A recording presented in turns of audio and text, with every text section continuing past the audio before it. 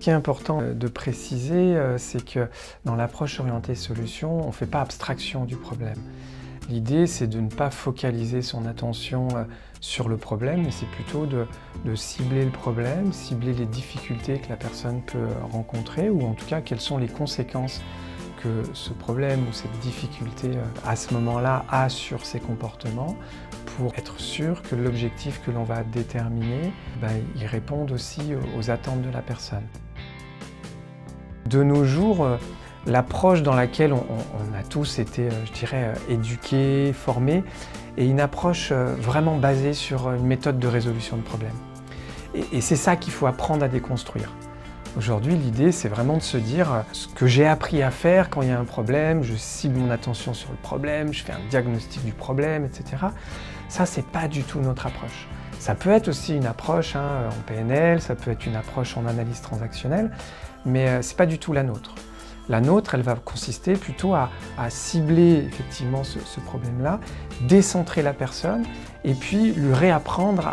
à cibler son attention sur un autre espace que celui des difficultés qu'elle rencontre. C'est quelque chose qui a fait ses preuves, qui se différencie d'une manière, je dirais, fondamentale, c'est qu'il y a beaucoup d'approches qui sont très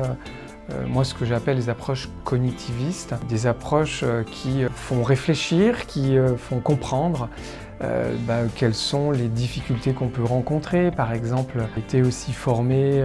dans un deuxième temps à la PNL, à l'analyse transactionnelle, des approches qui ont fait leurs preuves aussi également, mais qui vont aller dans une approche plus réflexive sur la manière dont les comportements ils sont mis en œuvre dans certaines situations.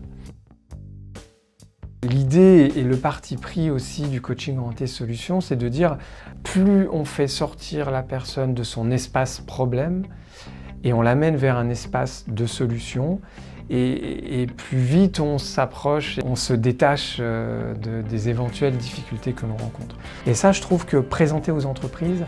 c'est quelque chose qui a du sens, parce que les entreprises sont souvent contraintes par la question du temps, la question du coût, la question de l'objectif, de l'atteinte de l'objectif, etc.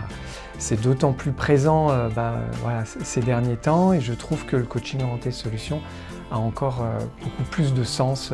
aujourd'hui qu'il n'en avait quand j'ai fait sa rencontre en 2015.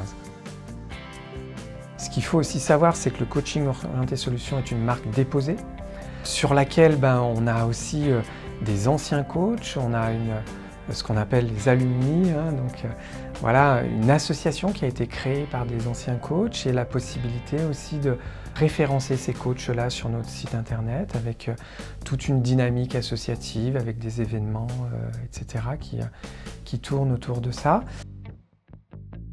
Ce qui est important aussi, je dirais, dans l'approche orientée solution, c'est toute la dimension systémique. Et je trouve que Philippe Bigot a très habilement transposé l'approche de De Chazer sur les travaux de l'école Palo Alto dans les années 70-80, a su transposer ce qui était applicable en thérapie centrée sur la solution dans le monde des organisations d'aujourd'hui et dans le coaching professionnel. L'image qu'utilisait Steve De Chazer, c'était vraiment comme si on avait appris à écrire de la main droite pendant un certain temps, et puis qu'on arrive une vingtaine d'années, et puis on nous dit maintenant tu vas arrêter d'écrire de la main droite et tu vas écrire de la main gauche.